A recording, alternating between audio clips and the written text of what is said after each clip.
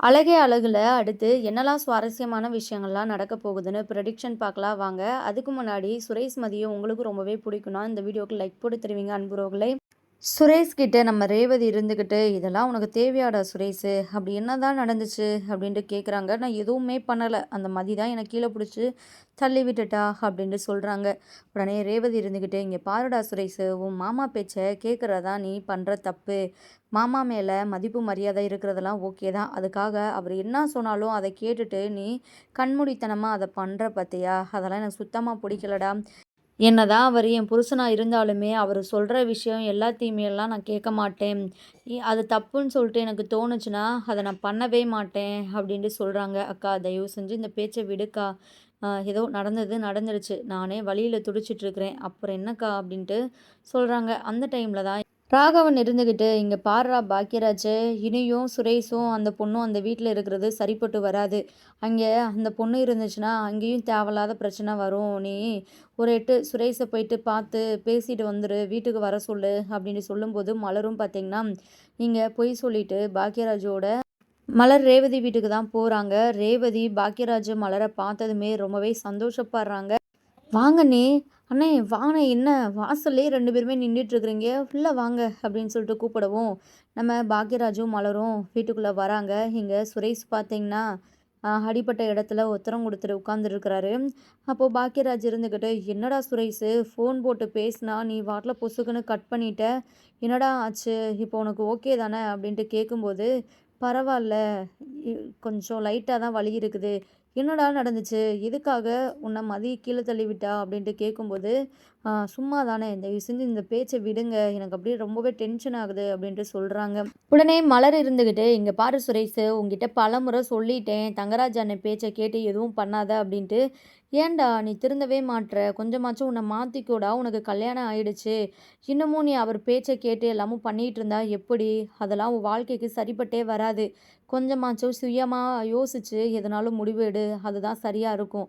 அப்படின்ட்டு சொல்றாங்க. இங்க சுரேஷுக்கு ரொம்பவே அசிங்கமா இருக்குது. நெக்ஸ்ட்டு பார்த்தீங்கன்னா, சுரேஷ் கோவப்பட்டு ரூமுக்கு போயிர்றாங்க. இங்க நம்ம ரேவதி, மலரு, பாக்யராஜ் எல்லாருமே கொஞ்ச நேரம் பேசிட்டு இருக்கிறாங்க ஜாலியா. அந்த டைம்ல மலரு மதிய தான் தேட ஆரம்பிக்கிறாங்க. எங்க மதி ஆள காணோம். ஒருவேளை காலேஜ் போயிட்டாளோ அப்படின்ட்டு ரேவதி கிட்டயும் ஸ்ட்ரெயிட்டா கேட்காம சுத்தி முத்தி பார்க்குறாங்க. அப்போ ரேவதி புரிஞ்சுக்கிறாங்க. "என்ன அண்ணி, யார தேடிட்டு இருக்கிறீங்க? மதிய தேடிட்டு இருக்கிறீங்களா? மதி காலேஜுக்கு கிளம்பி போயிட்டா" அப்படின்ட்டு சொல்றாங்க. "ஏன் அண்ணி நீங்க இப்படி பண்றீங்க? பாவம் மதி. நீங்க மதிக்கிட்ட பேசினா தான் என்ன? அப்படி அப்படி என்ன உங்களுக்குள்ள பிரச்சனை?" அப்படின்ட்டு சொல்லும்போது, "அதெல்லாம் ஒண்ணும் இல்ல ரேவதி, சும்மா தான். ஆ எனக்கும் மதிக்கும் ஒரு நல்ல ஒரு பாண்டிங் தான் இருக்குது. நானுமே அவள ரொம்பவே மிஸ் பண்ண தான் செய்றேன். அன்னைக்கு நடந்த பிரச்சனையில அவ இப்படிலாம் பேசிட்டா. அதனால தான் மலருக்கு கொஞ்சம் மதி மேல கோவம்." அப்படின்ட்டு நம்ம பாக்யராஜ் இருந்துக்கிட்டு சொல்றாங்க. உடனே மலர் பாக்யராஜ வந்து முறைக்கிறாங்க. "இவரு அமைதியாவே இருக்க மாட்டாரு போல" அப்படின்ட்டு. உடனே ரேவதி இருந்துக்கிட்டு, "அ அதெல்லாம் பெருசா எடுத்துக்காதீங்க அண்ணி. நீங்க மதிக்கிட்ட எப்போதும் போல பேசுங்க" அப்படின்னு சொல்றாங்க. "சீக்கிரமே மதிக்கிட்ட பேசிடுவேன் ரேவதி" அப்படின்ட்டு சொல்கிறாங்க. அடுத்து பாக்கியராஜ், "சரி நீங்கள் 2 பேரும் பேசிட்டு மலரு நீ பார்த்து பத்திரமா வீட்டுக்கு போ. எனக்கும் டைம் ஆயிடுச்சு. நான் கிளம்புறேன்" அப்படின்ட்டு பாக்கியராஜ் வந்து கிளம்பிடுறாங்க. மலரும் நம்ம ரேவதியும் கொஞ்சம் மனசு விட்டு பேசிக்கிறாங்க. அப்புறம் மலருமே, இன்னும் கொஞ்ச நேரம் நான் இங்க இருந்தேன்னா கண்டிப்பா அ அத்தை, மாமா என்னை தேட ஆரம்பிச்சுருவாங்க. நானும் கிளம்புறேன் ரேவதி" அப்படின்ட்டு மலருமே கிளம்பிடுறாங்க. இங்க மதி ரொம்பவே சந்தோஷமா பார்த்தீங்கன்னா, காலேஜில இருக்கிறாங்க. பெர்மனன்ட் மட்டும் எனக்கு கிடச்சிருச்சுன்னா, நான் அ இன்னுமே நிறையா டிபார்ட்மெண்ட்டுக்கு செய்வேன் அப்படி இப்படின்ட்டு சொல்லிட்டு இருக்கிறாங்க. இங்க தங்கராஜ் வந்து ஒரு முடிவுல தான் இருக்கிறாரு. நம்ம மதியோட வேலைய வந்து மதிக்கிட்ட இருந்து பிடுங்கிட்டா, மதி கண்டிப்பா அப்புறம் சுரேஷோட பேச்சுக்கு கட்டுப்பட்டு தான் ஆகணும். பேசாம சுரேஷ் கூட வாழ வேண்டிய வழிய பாப்பா அப்படின்ட்டு கேவலமா யோசிச்சு, அதற்கான வேலைய தான் தங்கராஜ் மும்மரமா செஞ்சுட்ருக்கிறாரு. போயிட்டு நம்ம மதியோட காலேஜ்லயுமே வந்து பிரின்சிபல் கிட்டயுமே அத பத்தி பேசுறாங்க. அடுத்து பார்த்தீங்கன்னா, இங்க வீட்டுக்கு வந்து தங்கராஜ் செம்ம ஹாப்பியா இருக்கிறாங்க. எதுவே சாதிச்சிட்ட மாரி. இங்க ரேவதிக்கு ஒண்ணுமே புரியல. தங்கராஜ் கிட்ட கேட்குறாங்க, "என்னங்க இன்னைக்கு இவ்ளோ சந்தோஷமா இருக்கிறீங்க? என்ன விஷயம்?" அப்படின்ட்டு கேட்கும்போது, "ஆமா, இனிமே சுரேஷு எத நினைச்சும் கவலைப்பட தேவையில்ல. சுரேஷோட வாழ்க்கை இனிதான் ஜம்முன்னு இருக்க போகுது. அதற்கான வேலைய தான் நான் செஞ்சுட்டு வந்திருக்கிறேன். அப்படின்ட்டு சொல்லும்போது ரேவதிக்கு ஒண்ணுமே புரியல. அப்படி என்னத்த இவரு ஏடாகூடமா பண்ணிட்டு வந்தாருன்னு தெரியலையே அப்படின்ட்டு மனசுக்குள்ளேயே ரேவதி பார்த்தீங்கன்னா, ரொம்பவே பயப்படுறாங்க. இங்க நம்ம சுரேஷ் பார்த்தீங்கன்னா, அ அவரு ஒர்க்குக்கு போயிடுறாரு. அந்த டைம்ல தங்கராஜ் வந்து சுரேஷுக்கு கால் பண்ணி, "மதிய போயிட்டு காலேஜ்லேருந்து வீட்டுக்கு அழைச்சிட்டு வா" அப்படின்ட்டு சொல்லும்போது, இங்க நம்ம சுரேஷுக்கு கொஞ்சம் கோவம் தான் வருது. ஃபர்ஸ்ட்டு போக மாட்டேன் அப்படின்ட்டு சொல்றாங்க. ஆனா, தங்கராஜ் இருந்துக்கிட்டு, "டேய் மாமா சொன்னா கேட்க மாட்டியா? எல்லாம் காரணத்துக்காக தான்" அப்படின்ட்டு சொல்லவும், சுரேஷுமே போயிட்டு மதிக்காக வெயிட் பண்ணிட்டு இருக்கிறாங்க. மதியுமே காலேஜ் முடிஞ்சு வெளிய வராங்க. அப்போ சுரேஷ பார்த்துட்டு மதிக்கு ஒண்ணுமே புரியல. சுரேஷு, உன்னைய கூப்பிடுறதுக்காக தான் வந்தேன். பைக்ல ஏறு" அப்படின்ட்டு சொல்லவும், "இத்தன நாளா நான் எப்படி வந்தனோ, அப்படியே எனக்கு வர தெரியும். நீங்க கிளம்புங்க. நான் ஆட்டோ புடிச்சே வந்துக்கிறேன். இங்க பாரு, தேவையில்லாம பிரச்சனை பண்ணிட்டு இருக்காத. எல்லாரும் பார்க்குறாங்க. பைக்ல ஏறு" அப்படின்னு சொல்லவும், நம்ம மதியமே பார்த்தீங்கன்னா பைக்ல ஏறுறாங்க. ரொம்பவும் கோவத்தோட தான் சுரேஷு வீட்டுக்கு வராங்க. வேண்டா வெறுப்பா மதிய ஏத்திட்டு, வந்ததுமே தங்கராஜ் கிட்ட போயிட்டு சுரேஷ் இருந்துக்கிட்டு, "ஏன் மாமா இவள போயிட்டு என்ன காலேஜ்ல கூட்டிட்டு வர சொன்னீங்க? என்னாச்சு?" அப்படின்ட்டு கேட்கும்போது, இங்க தங்கராஜ் இருந்துக்கிட்டு, இத பத்தி நம்ம அப்புறம் பேசலாம்டா சுரேஷு. வாமா மதி, எப்படி உன் காலேஜ் ஒர்க்லாம் எப்படி போகுது? என்ன ஏது?" அப்படின்னு சொல்லிட்டு விசாரிக்கவும், இங்க நம்ம சுரேஷ் இருந்துக்கிட்டு, காலேஜ்ல ரொம்பவே சந்தோஷமா தான் போகுது. அது மட்டும் இல்லாம இப்போ என்ன பெர்மனன்ட் பண்ணிட்டாங்க. இதுக்காக நான் ரொம்பவே ஆசைப்பட்டுருக்கிறேன். அது நடந்துடுச்சு. இந்தாங்க ஸ்வீட் எடுத்துக்கோங்க" அப்படின்ட்டு ரேவதி, தங்கராஜ், சுரேஷுக்கு எல்லாருக்குமே வந்து ஸ்வீட்ட குடுக்குறாங்க. இங்க தங்கராஜுக்கு ரொம்பவே அதிர்ச்சியா இருக்குது. நம்ம ஒண்ணு நெனச்சா இப்படி நடந்துருச்சே! அந்த பிரின்சிபல் கிட்ட நம்ம தெளிவா தானே சொல்லிட்டு வந்தோம். நம்மள பேச்ச மீறி அந்த பிரின்சிபல் இந்த மதிக்கு பெர்மனன்ட் போட்டிருக்கிறாருன்னா எவ்ளோ திமிரு! அப்படின்ட்டு தங்கராஜ் பயங்கர டென்ஷன்ல இருக்கிறாங்க. நெக்ஸ்ட்டு பார்த்தீங்கன்னா, மதி ரூமுக்கு போயிர்றாங்க. உடனே ஃபோன் போட்டு அவங்க அம்மா, அப்பா கிட்ட தான் வந்து பேசுறாங்க. அந்த சந்தோஷமான விஷயத்த சொல்றாங்க. அத கேட்டு மதியோட அம்மா, அப்பாவும் செம்ம ஹாப்பியா ஃபீல் பண்றாங்க.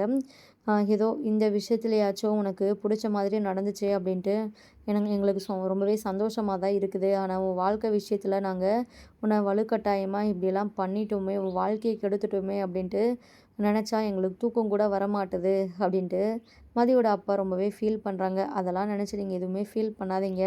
இதுதான் என் தலையெழுத்து அப்படின்ட்டு ஆயிடுச்சு. என் வாழ்க்கைய நான் எப்படி கொண்டு போணுமோ நான் நல்லபடியா எந்த ஒரு பிரச்சனையும் இல்லாம கொண்டு போவேன் அப்படின்ட்டு சொல்றாங்க.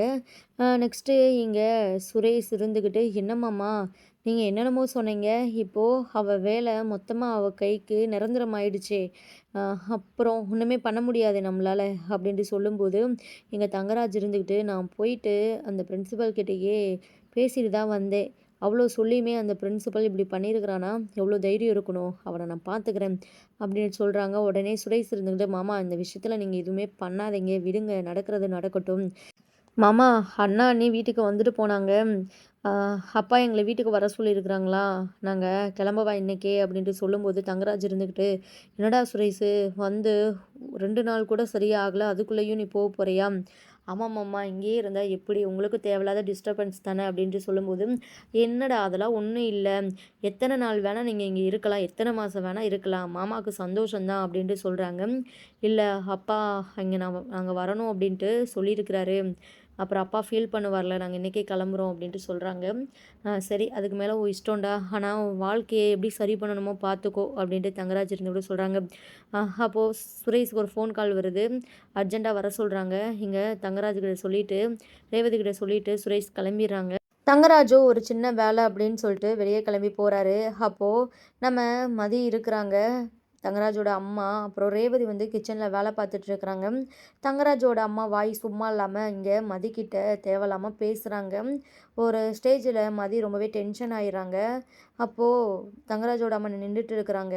மதி வேகமா இருந்துக்கிட்டு, என்ன உங்களுக்கு பிரச்சனை? ஏன் இப்படிலாம் பேசுறீங்க?" அப்படின்னு சொல்லிட்டு ரொம்பவே கோவமா கேட்கவும், இங்க தங்கராஜோட அம்மா இருந்துக்கிட்டு அப்படியே பின்னாடி கூடி இப்படி நகடு நகடு போகும்போது அப்படியே கீழே விழுந்துடுறாங்க. விழுந்ததுல அவங்க மயக்கம் போட்டு விழுந்துடுறாங்க. உடனே இங்கே மதியுமே ரொம்பவே பயந்துடுறாங்க. ரேவதி இருந்துக்கிட்டு வேகமாக கிச்சன்லேருந்து ஓடி வராங்க. என்ன மதி என்னாச்சு அப்படின்ட்டு கேட்கும்போது, ஒன்றும் இல்லை, அவங்க என்னென்னமோ தேவையில்லாமல் பேசினாங்க.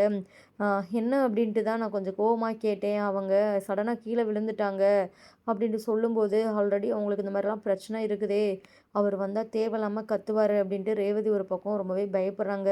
அந்த டைமில் கரெக்டாக தங்கராஜுமே வெளியே போயிட்டு வராங்க. சுரேஷுமே வந்துடுறாரு. தங்கராஜ் அவங்க அம்மா இப்படி ஒரு நிலமையில இருக்கிறத பார்த்துட்டு ரொம்பவே வந்து டென்ஷன் ஆயிடுறாங்க. ரேவதி கிட்ட என்னாச்சு அம்மாவுக்கு அப்படின்ட்டு கேட்கும்போது, ரேவதியுமே ஒன்றும் இல்லைங்க சும்மா தான் அப்படின்ட்டு சொல்கிறாங்க. ஆனால் மதியோட முகமே வந்து சரியில்லை. இப்படி தான் நடந்துச்சு, அவங்க தான் தேவையில்லாமல் பேசினாங்க, நான் ஒன்றுமே பண்ணலை, என்ன ஏன் இப்படிலாம் பேசுகிறீங்க அப்படின்ட்டு கொஞ்சம் கோவமாக அவங்க கிட்ட போயிட்டு பேசினேன், அவ்வளோதான். சடனாக அவங்க தடுமாறி கீழே விழுந்துட்டாங்க அப்படின்ட்டு சொல்லும்போது, இங்கே தங்கராஜ் ரொம்பவே கோவத்தோட மதியை அடிக்கிறதுக்காக கை ஓங்குறாங்க. அப்போது நம்ம சுரேஷ் வந்து மதிக்காக சப்போர்ட் பண்ணி தங்கராஜ் கையோ பிடிச்சி தடுக்கிறாங்க. என்னம்மாம்மா, ஏன் இப்போ நீங்கள் மதியை அடிக்க போகிறீங்க? அவள் மேலே எந்த தப்புமே இல்லையே, அவள் எதுவுமே பண்ணலையில, பாருங்க அவள் அழுதுட்டு நிற்கிறா. மதி சொன்னதெல்லாம் நானும் தான் கேட்டேன். அவ என்ன ஏன் இப்படிலாம் பேசுறீங்க அப்படின்னு தானே வந்து கேட்டிருக்கிறா. அவங்க தானே தடுமாறி விழுந்துட்டாங்க. இதில் அவ மேலே என்னம்மாம்மா தப்பு? அவளை அடிக்கலாம் செய்யாதீங்க. அது ரொம்பவே தப்பு அப்படின்ட்டு சொல்கிறாங்க. தங்கராஜுக்கு ரொம்பவே அசிங்கமாக போயிடுது. சுரேஷு இப்படி நம்மளையே எதிர்க்கிறான் இந்த மதிக்காக அப்படின்ட்டு. இங்கே மதி ரொம்பவே அழுதுகிட்டு நம்ம சுரேஷு தோளில் சாஞ்சுக்கிறாங்க. சுரேஷ் இப்படி பண்ணது ரேவதிக்கு கொஞ்சம் சந்தோஷமாக தான் இருக்குது. ரேவதி இருந்துக்கிட்டு உடனே பாட்டி முகத்தில் தண்ணியை தெளித்து, அத்தை எழுந்திரிங்க அத்தை. அப்புறம் பாட்டியும் கண்முழிச்சு பார்க்குறாங்க. தங்கராஜுக்கு அப்புறம் தான் கொஞ்சம் நிம்மதியாக இருக்குது. இருந்தாலுமே பாட்டி இருந்துக்கிட்டு, இங்கே பாடுறா, நான் தான் சொன்னேல, இந்த கொஞ்சம் வில்லங்கு பிடிச்ச திமிரு பிடிச்ச பொண்ணாக தான் இருக்குது, என்னமோ கோவமாக பேசுது அப்படின்ட்டு சொல்கிறாங்க. இல்லை நான் எதுவும் பேசலை, நீங்கள் தான் என்னை ரொம்பவே கேவலமாக பேசுனீங்க அப்படின்ட்டு சொல்கிறாங்க. இங்கே நம்ம ரேவதி இருந்துக்கிட்டு, மதி நீ ரூமுக்கு போ மதி, நாங்கள் பேசிக்கிறோம் அப்படின்ட்டு அனுப்பிச்சி விட்றாங்க. இங்கே சுரேஷுமே ரூமுக்கு போயிடுறாங்க. இங்கே தங்கராஜுக்கு ரொம்பவே டென்ஷன் ஆகுது. என்ன இந்த சுரேஷு இப்படி சேஞ்ச் ஆகிட்டானே அப்படின்ட்டு.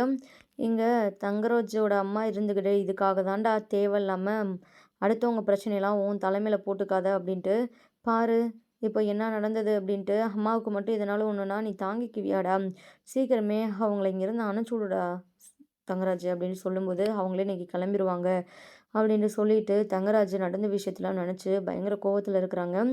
சீக்கிரமே மதிக்காக சுரேஷ் இப்படியெல்லாம் தங்கராஜை எதிர்த்தா ரொம்பவே சூப்பராக இருக்கும் அப்படின்னு நீங்களும் நினச்சிங்கன்னா மறக்காமல் கமெண்ட் பண்ணி தருவீங்க. தேங்க்யூ ஃபார் வாட்சிங்.